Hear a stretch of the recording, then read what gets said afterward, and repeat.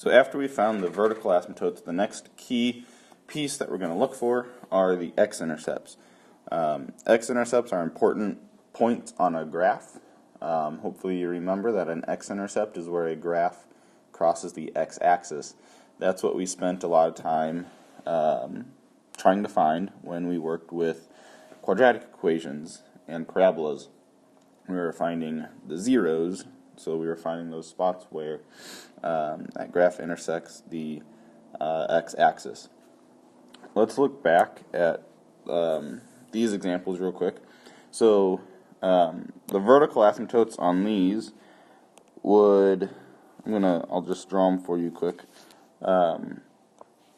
These are where the vertical asymptotes would be on these graphs. The blue and red ones each have 2. That green one doesn't have any, and then that pink graph has 1. And hopefully you see how those vertical asymptotes help kind of guide the shape of those graphs. So those will be very useful points for us when it comes to drawing those graphs. So next we're looking for the x-intercepts. So the spots where our graph hits the x-axis.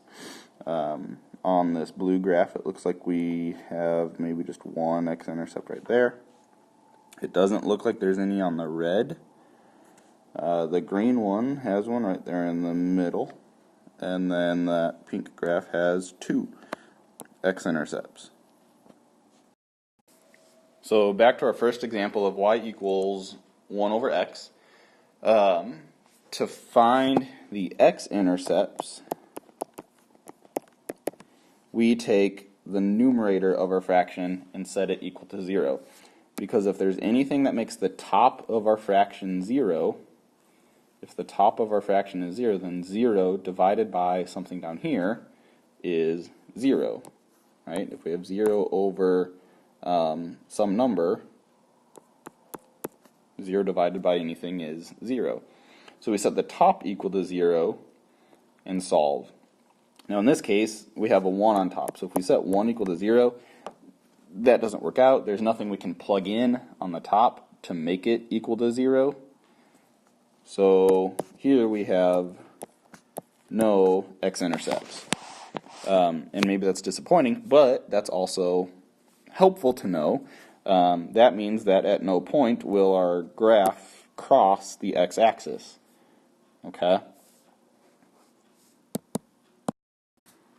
So in the next example, we have an x in our numerator. So to find the x-intercepts, we take our numerator and set it equal to 0. This one's real convenient. That's already solved for x.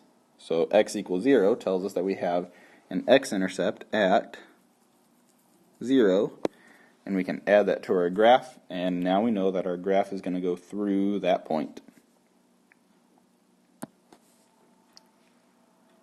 Looking at the next one, we have a negative x squared on top. So to find our x-intercepts, we take that negative x squared, set it equal to 0, and I think that one's hopefully easy again to see that our x-intercept is going to be 0.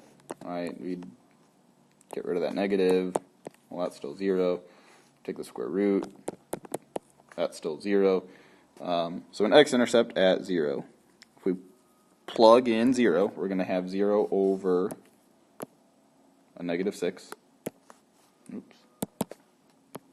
0 over negative 6, which would give us 0. So plug in 0, we get out a 0. Okay, so it goes through the x-axis at 0.